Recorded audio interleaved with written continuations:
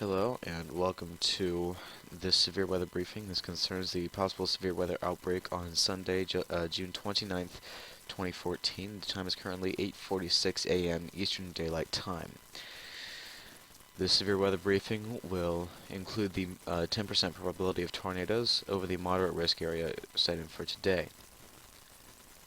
The categorical outlook contains a moderate risk of severe weather extending from southern Iowa down to northern Missouri, extreme northeast Kansas, and extreme southeast Nebraska. There's a slight risk extending from mid-Minnesota and Wisconsin down through Kansas and Missouri. And it also extends from Illinois to Kansas and Nebraska.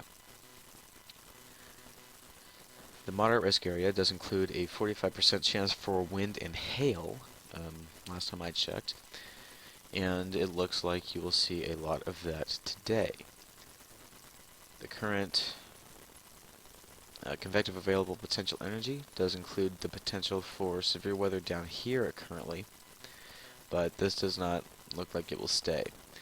The current cape is situated for here because of a tropical depression that may be developing in the Gulf of Mexico.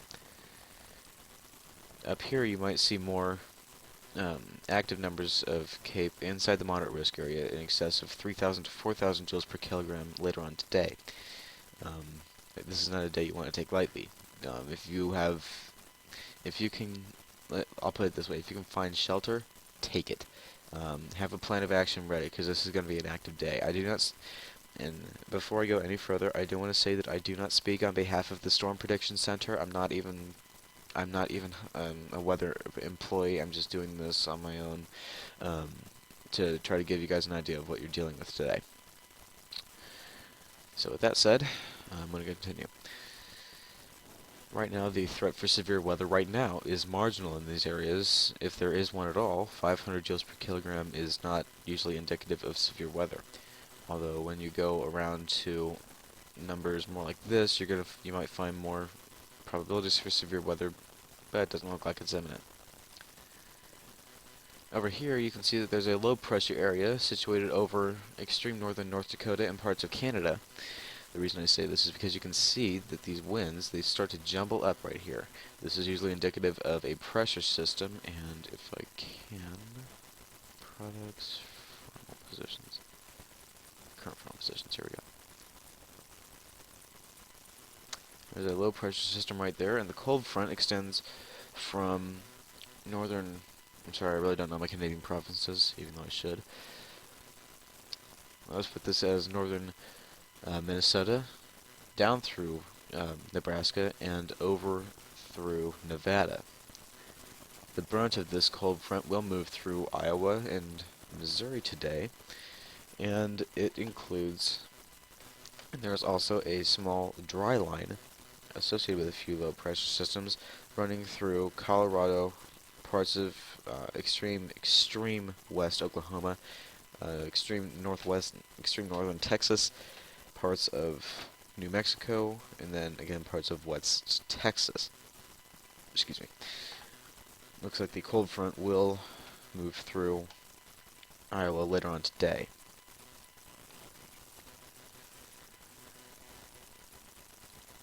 Current national radar base reflectivity. Oh, it's going to do that. Okay. Take off the frontal positions here. Currently, the most active weather right now is in Nebraska. These look like just small pops on the radar right now compared to what you might have today. Severe weather watches. There are no severe weather watches that I can see, although I did just request to give it a second. Okay, as you can see down here, alright, so as you can see down here, if you were looking down there, it said that they were all expired. There are no watches currently in effect. Does look like there might be some severe weather in Kansas and Nebraska, possibly a little bit in Iowa, but this is nothing to be concerned of right now, considering the possible CAPE values in excess of maybe 500 joules per kilogram. Products, severe weather warnings. There are two severe thunderstorm warnings in Nebraska associated with these two cells. They do look sort of severe on radar, although this is a pretty blocky texture resolution. Now, there are also some flash flood warnings for these cells in Kansas. And I'll take a look at the visible satellite.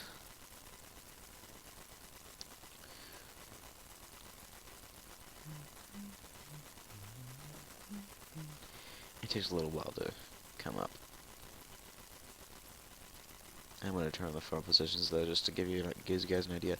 These are developing along a cold front, and that is possibly the most dangerous type of storm because they can spur up without warning, and you won't know really where they're going because they're just following that cold front. So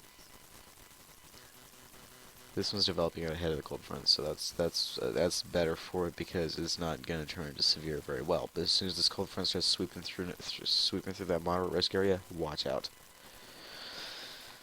Visible satellite, since it's not daytime over here yet, you're not going to find much. So I'm going to go ahead and turn on the infrared 4 kilometers.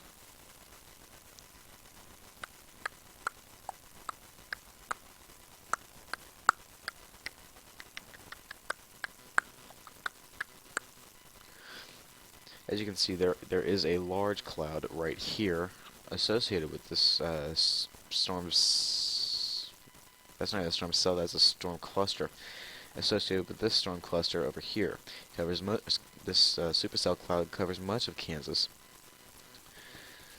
and might expand to include these. These are just little blips on the radar right now, but they are likely to increase with reflectivity over the next few hours. Well, that's it for this severe weather briefing. I hope that you have a plan of action, stay safe, and I will be back with you at about noon for another severe weather briefing.